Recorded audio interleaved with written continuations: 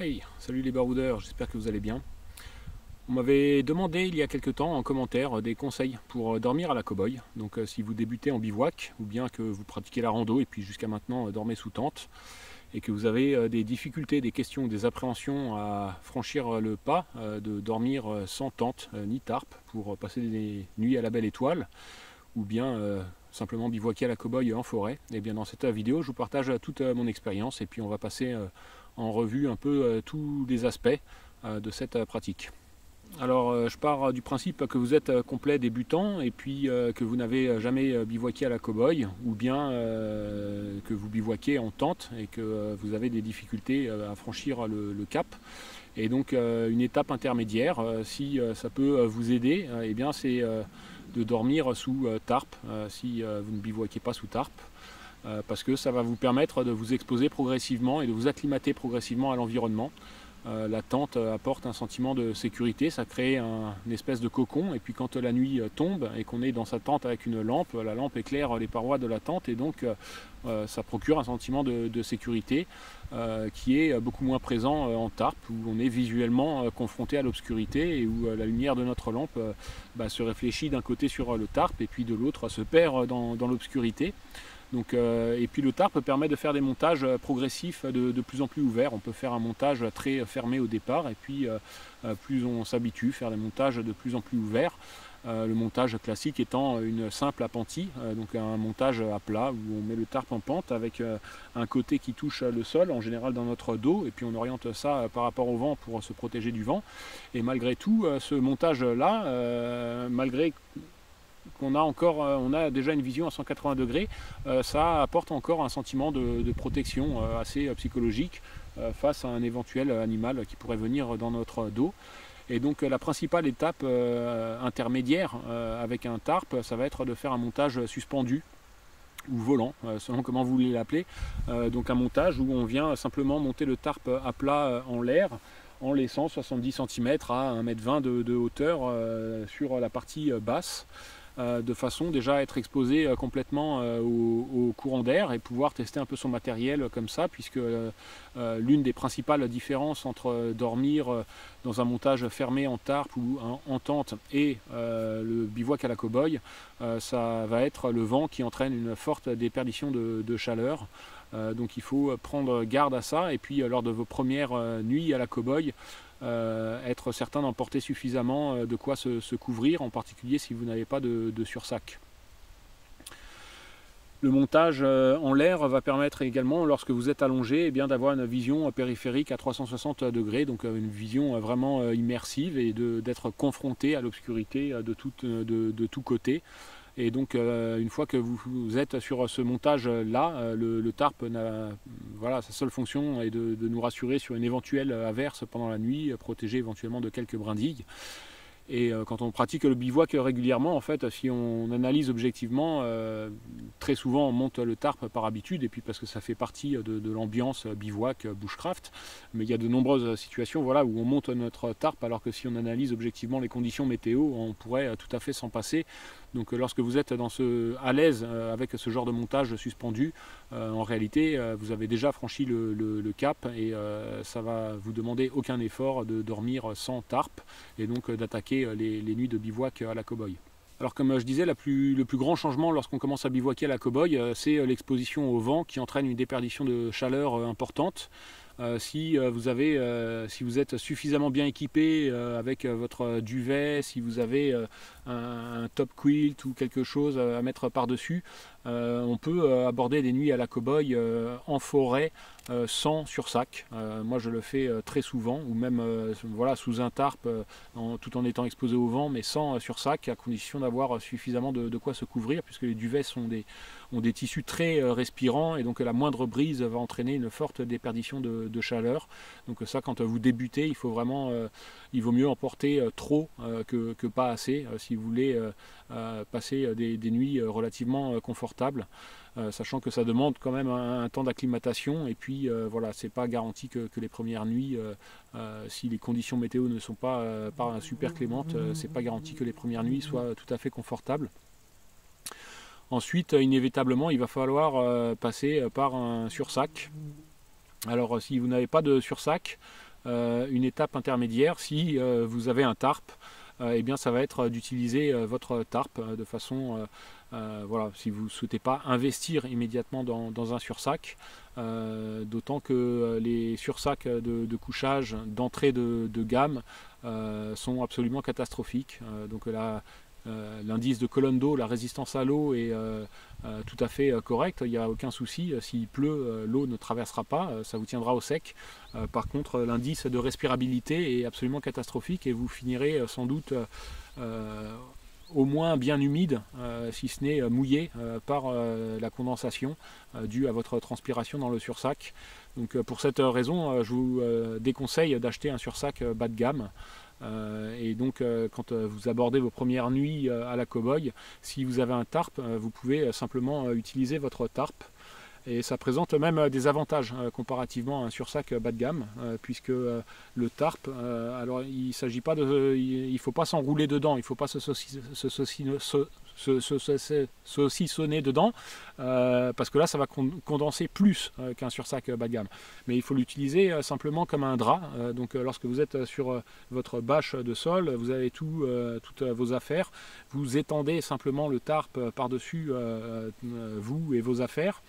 Alors, pour éviter que le tarp ne s'en aille avec le vent pendant la nuit et puis qu'il tienne bien en place, on peut simplement piquer 2 ou 3 sardines aux angles de façon à le maintenir en place et puis avoir un angle qu'on peut ouvrir à la fois pour se ventiler et limiter la condensation, et puis si on a trop chaud, et puis simplement accéder, voilà, se faufiler en dessous, et ça tiendra le tarp en place pendant la nuit.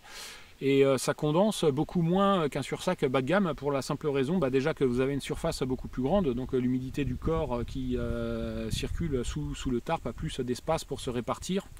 Et puis avec notre sac à dos qui se trouve sous le tarp, ça crée un peu de hauteur, et puis si on n'est pas collé à son sac à dos, ça crée aussi un volume d'air intérieur plus important que ce qu'on a dans un sursac. Donc l'humidité se répartit beaucoup plus, et voilà, il y a toujours de l'humidité, mais il y a moyen de l'éviter beaucoup plus qu'avec un sursac bas de gamme. Alors quand on débute avec le bivouac à la cow-boy, en général c'est pour passer des nuits à la belle étoile et contempler le ciel, donc on va plutôt bivouaquer dans les clairières, les prairies et les champs. Donc inévitablement dans ces cas-là on va être confronté à la rosée. Donc comme je disais, une première solution avant d'investir dans un sursac, ça peut être d'utiliser son tarp. Autrement, ensuite, pour ne pas acheter du bas de gamme, personnellement le produit qui me convient le mieux, que j'ai trouvé et puis qui est très connu, c'est le Bivy Escape de Sol. C'est à ma connaissance le meilleur rapport poids, compacité, prix, performance. Ça coûte environ 70 €.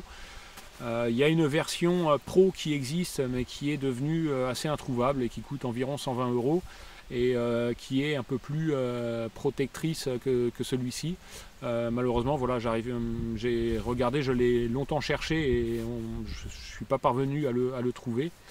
La marque Sol, si je ne dis pas de bêtises, il me semble que c'est une filiale de Arva, ce qui explique pourquoi ce produit est assez performant. Donc c'est vraiment un très bon produit pour se protéger du vent, ça a un effet coupe-vent parfait, et puis une respirabilité assez satisfaisante. Moi je transpire pas mal en dormant, et c'est l'un des rares sursacs dans lequel je ne me retrouve pas trempé de condensation, donc a priori ça fera parfaitement l'affaire pour la plupart d'entre vous. Ensuite, si on recherche plus de protection, il y a 2 possibilités en fonction de votre pratique.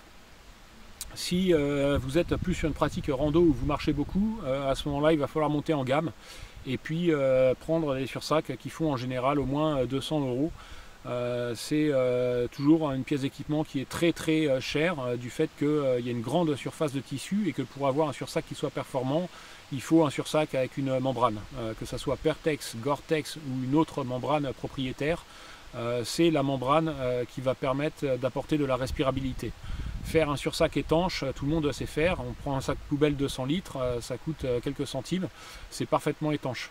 La difficulté avec les sursacs, c'est d'avoir un truc respirant, et la respirabilité, on n'y parvient qu'au travers de la membrane, et c'est la membrane qui fait le prix des sursacs. Donc inévitablement, voilà, on ne peut pas trouver de sacs super respirants à des prix abordables.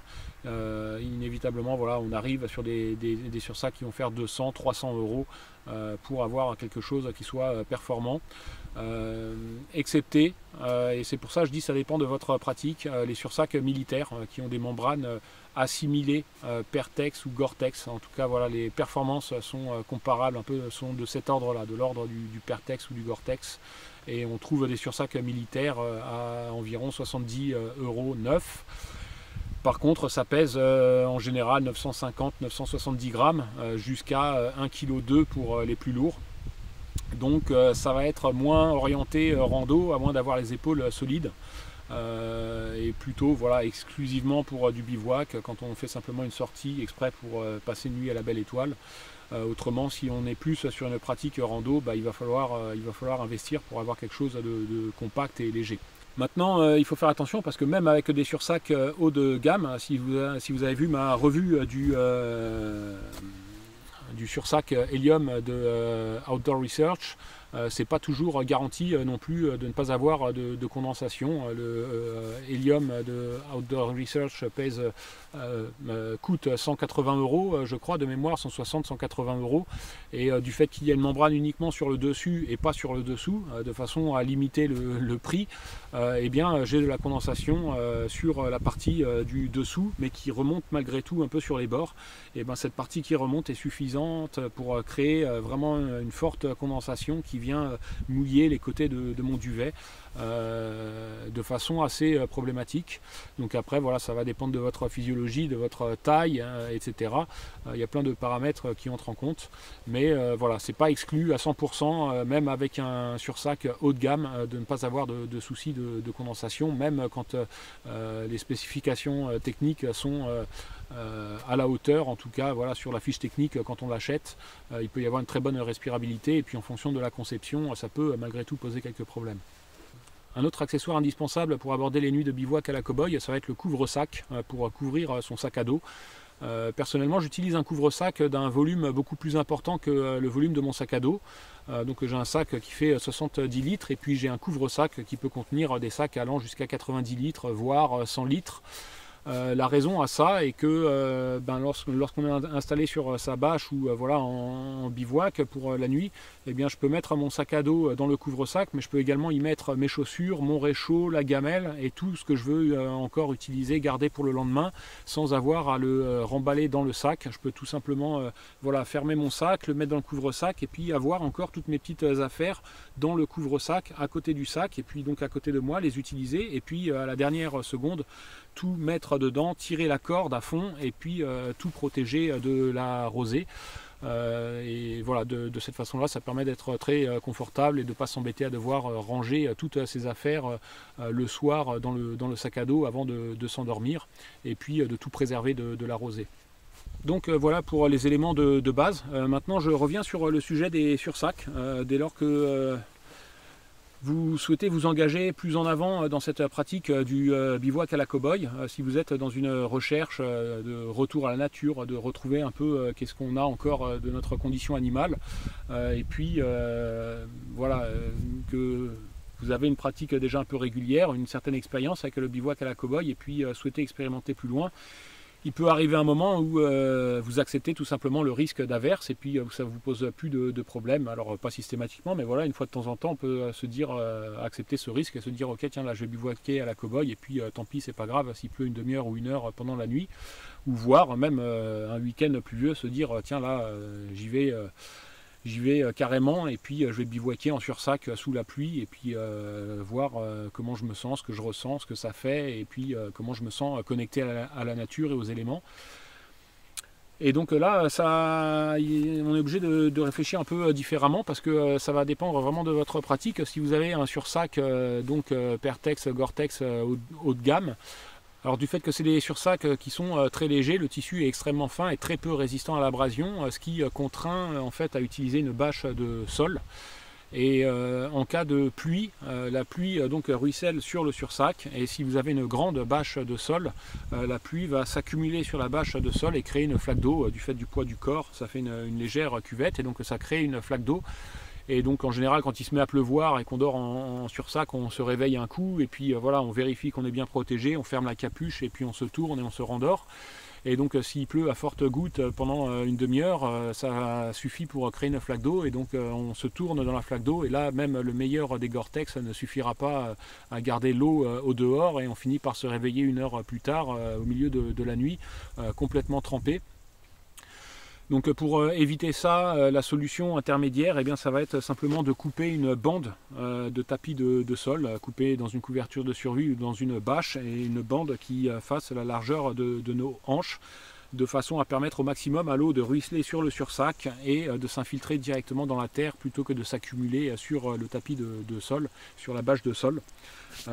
Autrement, l'autre option, c'est de passer par un sursac militaire dont le tissu voilà, est plus épais, résistant à l'abrasion, et permet de dormir directement à même le sol sans utiliser de bâche de sol.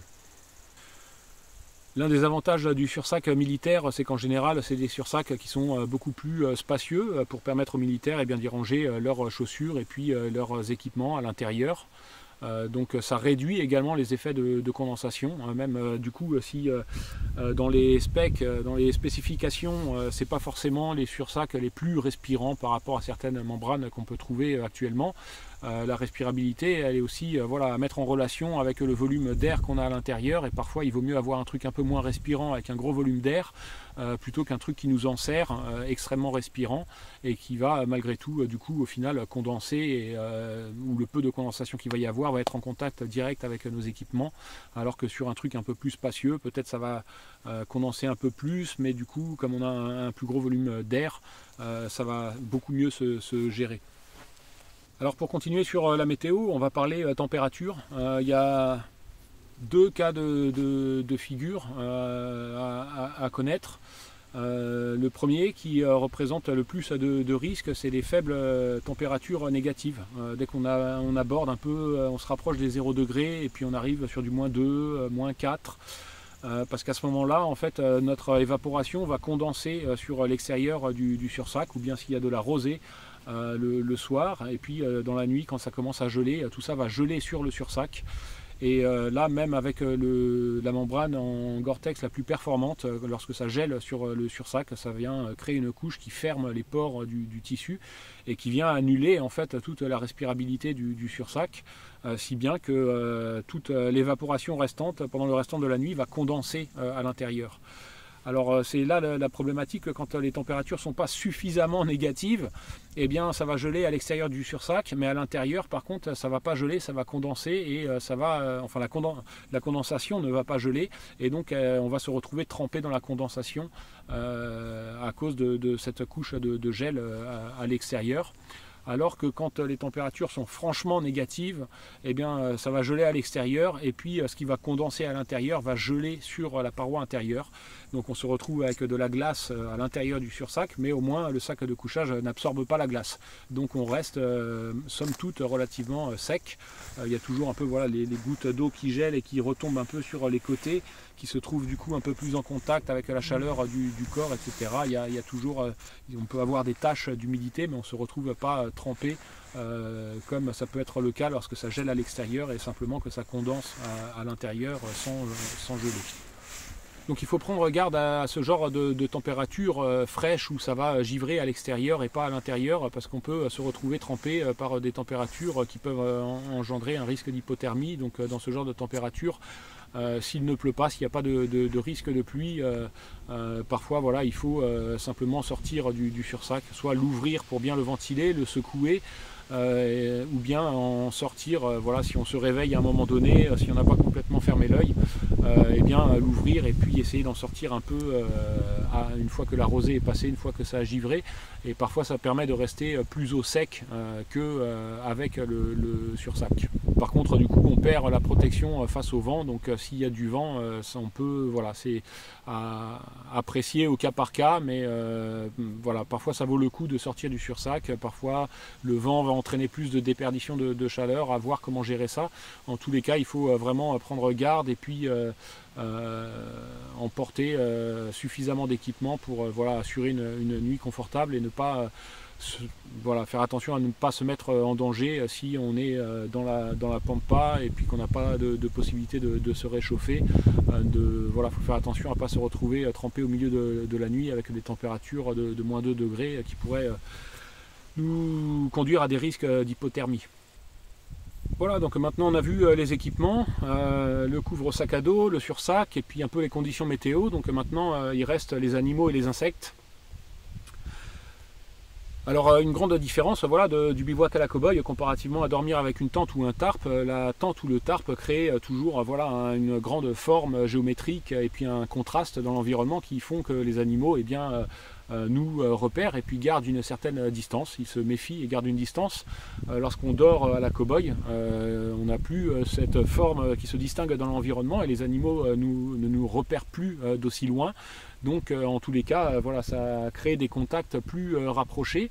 Et puis si on n'est pas en activité, si on ne fait pas de bruit, s'il n'y a pas de forte odeur, dès lors qu'on est allongé, les animaux peuvent se rapprocher beaucoup plus et voire ne pas nous identifier, ne pas nous percevoir comme un danger, voire nous prendre pour un tronc d'arbre ou ne pas nous voir du tout. Et venir à quelques mètres de notre sursac, en particulier si on est dans les bois ou dans des hautes herbes et pas dans un champ ou dans des prairies dégagées ou dont l'herbe a déjà été fauchée.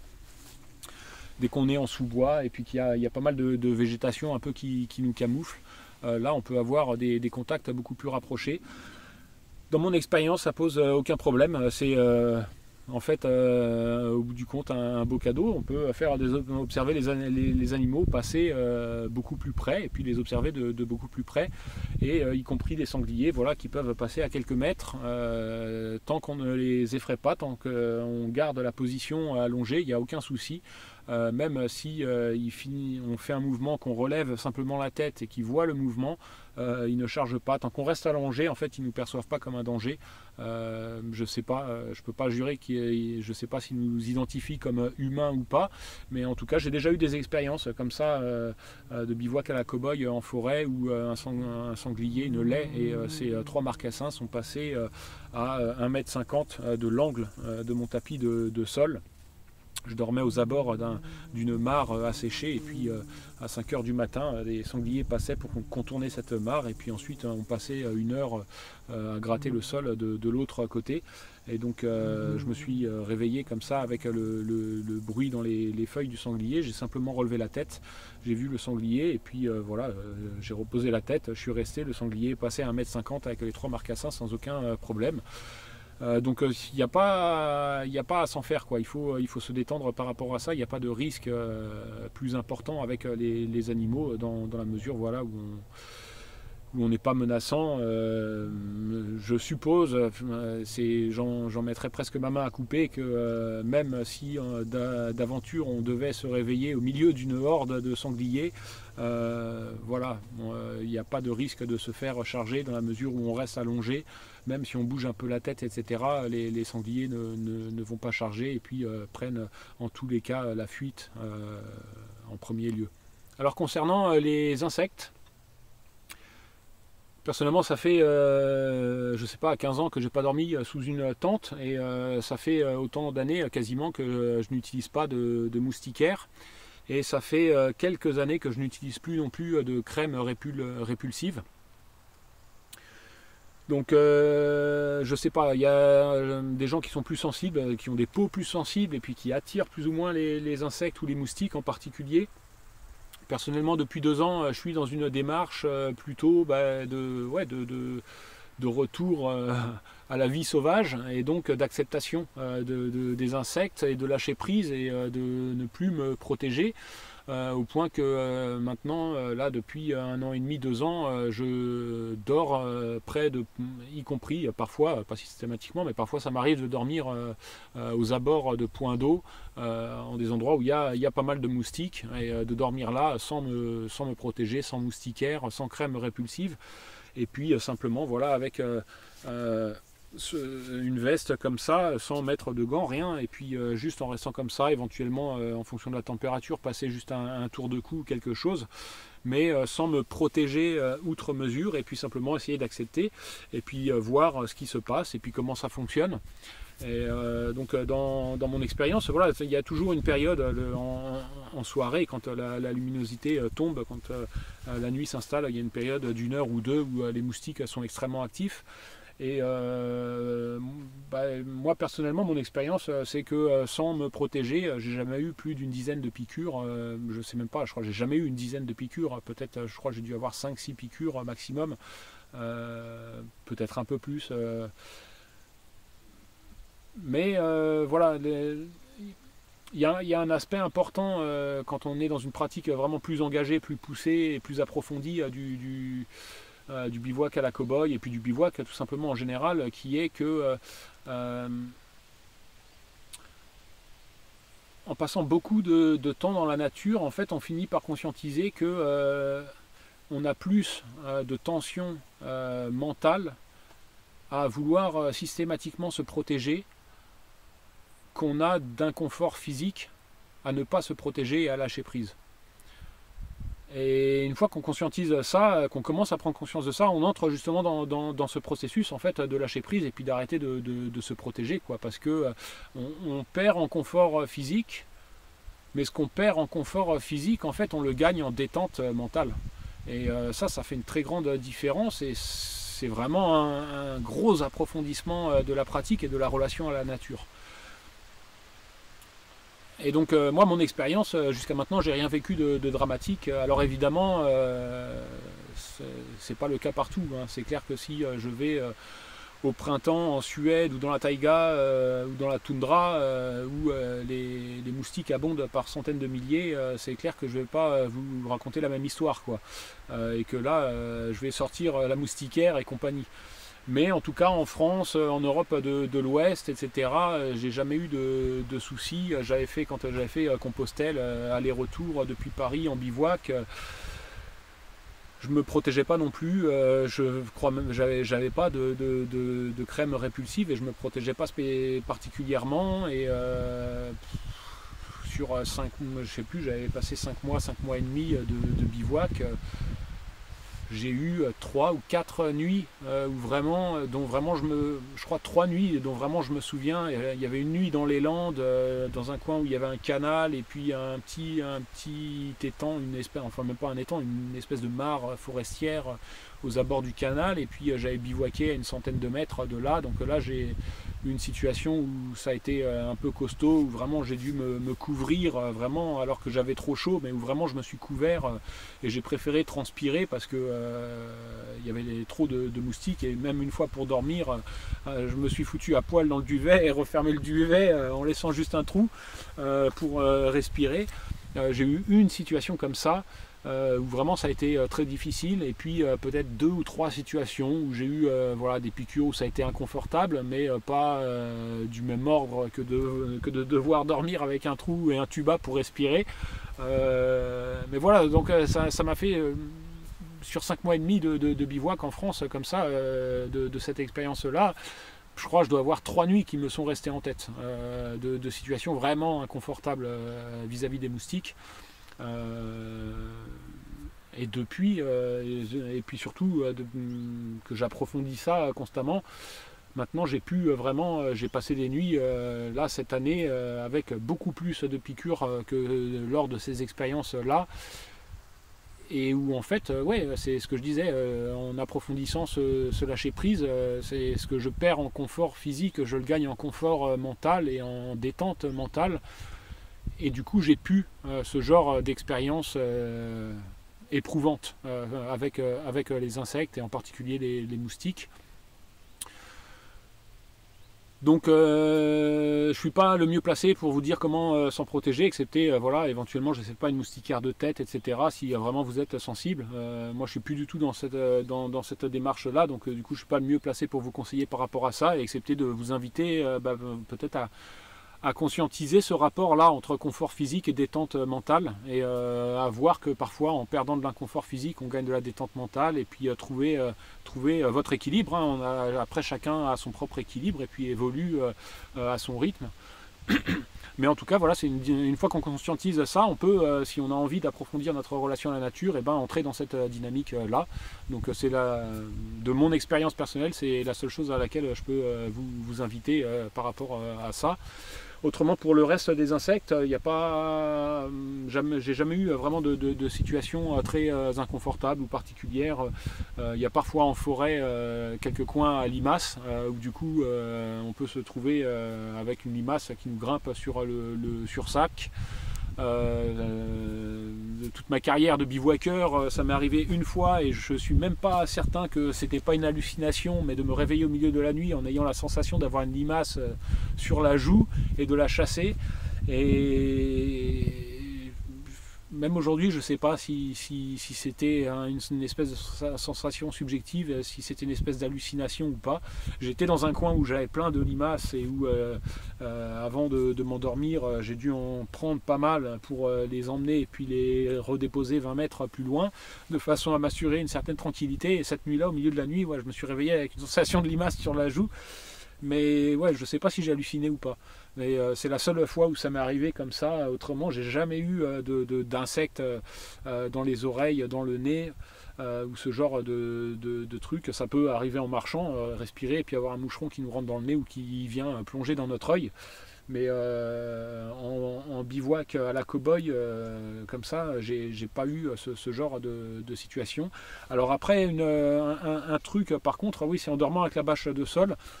J'ai une bâche, c'est pour ça que j'utilise des bâches de sol qui sont relativement grandes et qui me permettent, lorsque je bivouaque dans des hautes herbes, ou bien même en forêt, mais d'avoir la bâche de sol qui peut remonter suffisamment sur les bords, éventuellement de placer quelques morceaux de bois sur les bords en dessous, 10 cm en retrait en dessous, de façon à ce que la bâche de sol remonte. Lorsqu'il y a des limaces par exemple, c'est un truc que je fais assez souvent, pour rendre beaucoup plus difficile aux insectes en fait de grimper sur la bâche de sol.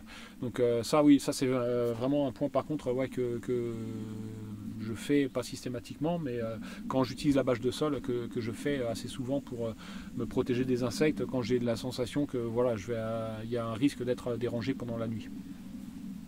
Voilà, je pense avoir fait le tour de la question, hein. On a vu un peu les animaux, les insectes, la météo, la pluie, le gel.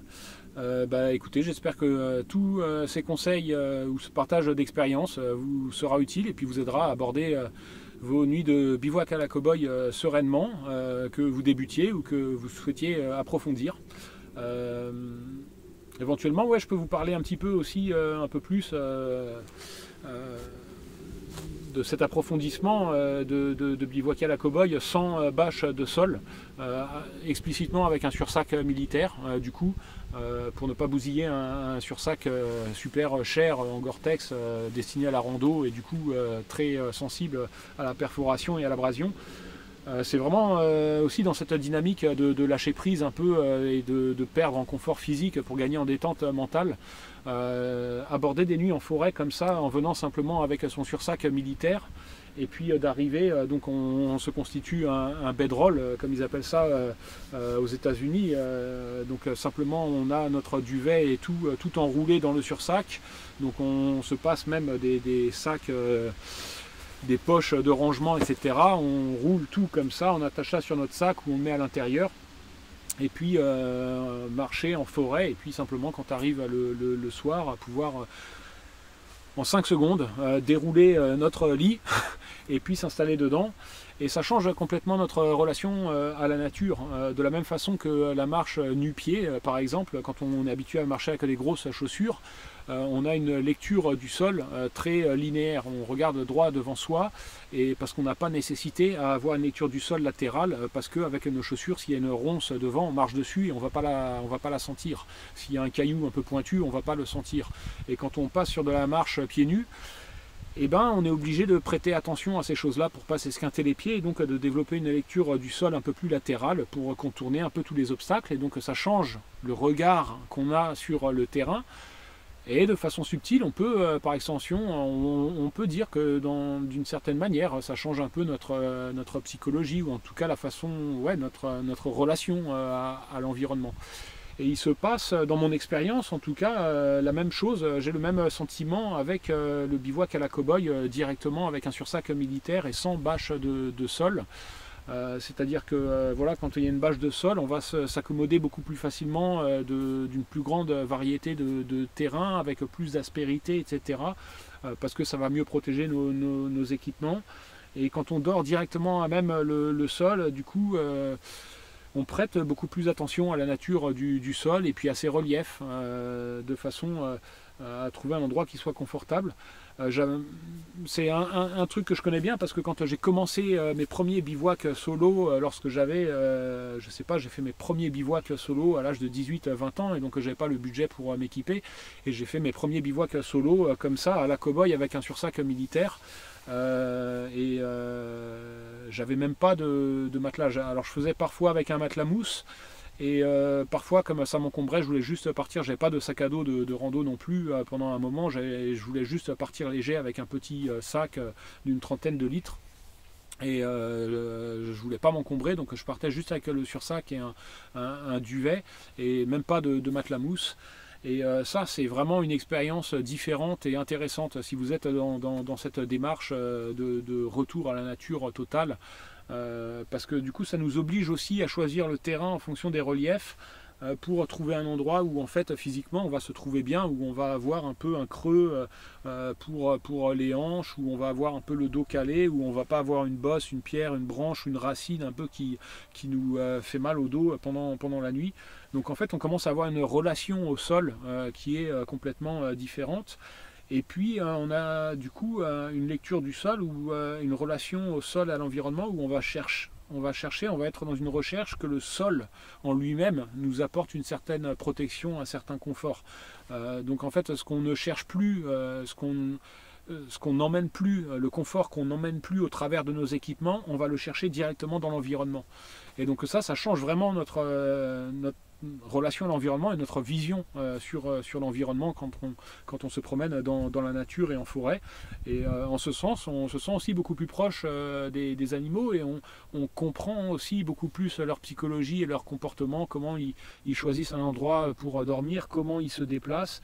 Parce que du coup, quand nous-mêmes physiquement on se remet un peu dans des conditions plus proches du mode de vie des animaux, et on finit aussi par recomprendre, reconscientiser un peu certains comportements, certains schémas qu'ils peuvent avoir, et quelque part, d'une certaine manière, par ce biais, à retrouver notre place en harmonie dans la forêt, dans cet écosystème qu'est la forêt. Voilà, donc j'espère que cette petite réflexion finale vous aura inspiré, et puis voilà, donner peut-être l'envie d'approfondir cette pratique du bivouac à la cow-boy en forêt, retrouver votre nature sauvage, réveiller vos instincts de baroudeur. Et puis je vous dis à une prochaine vidéo. Salut!